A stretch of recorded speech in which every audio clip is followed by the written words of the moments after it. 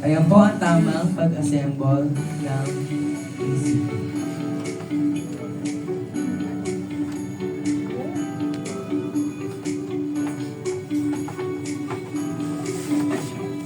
Ayan, so nasa loob ang ating receipt bin pag natanggap niyo po. At diyan po sa gilid, ganyan po ang paglagay. Sa loob po ng ating receipt bin, nandiyan po ang ballot feeder.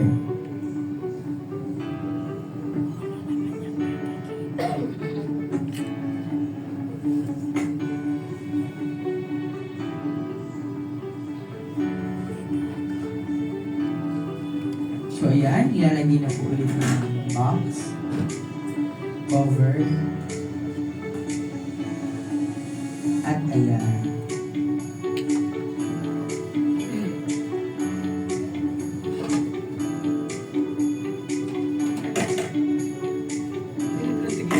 Hindi pala isa-isa.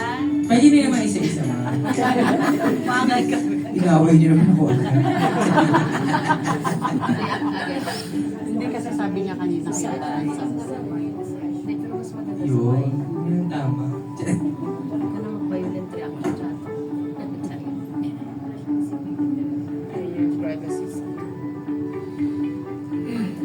Privacy screen. Andiyan ang inventory at mga smart cards at email. LCD screen. Iaangat, ganyang angle. Itodo.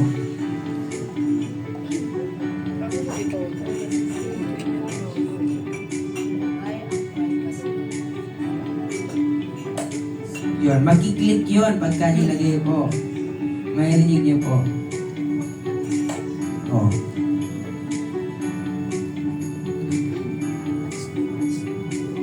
Then, ayan po ang ating feeder. Diyan po sa itim, sa takip po siya nilalagay. Hindi po sa mismong machine.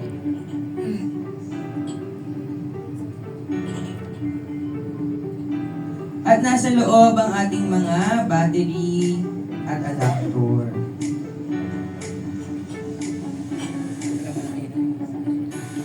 Yan.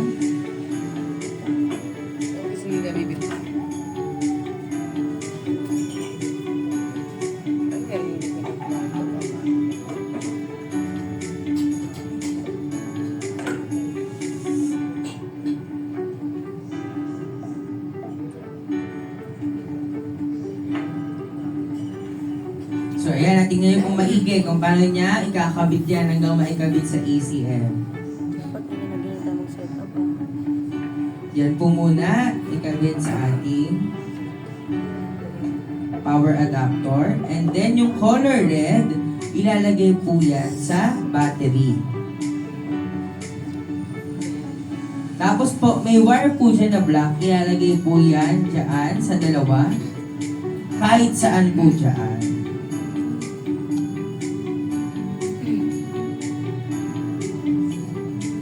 Yan ang power button. Diyan ikakabit yung dulo ng color black na ikinabit sa battery. And then, kabit na po sa saksakan na parang lumang-luma. kaya Parang putok na. parang Kailangan na adapter. Then, huwag kalimutan, pindutin yung pula dyan, katulad kanina.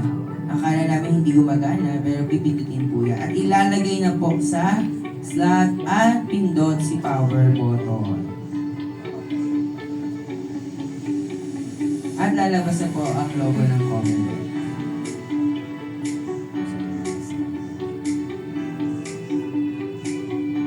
Then, ang thermal paper, nandiyan po sa loob. Dalawa po ang kasama dyan sa inyong kit na matatanggap pagdating ng eleksyon. At enough na po yun kasi mas malaki po ngayon ang roll ng thermal paper. So, dyan po ang slot. Ilalagay po. Then, ang logo natin kailangan nakatungo sa ibaba. Then, i-shoot po doon. Then, kakainin po niya yan. At automatic mag-kapat po yan. Pero mas maganda po nalagay na po bago pa buksan. Okay. So, ilan sa mga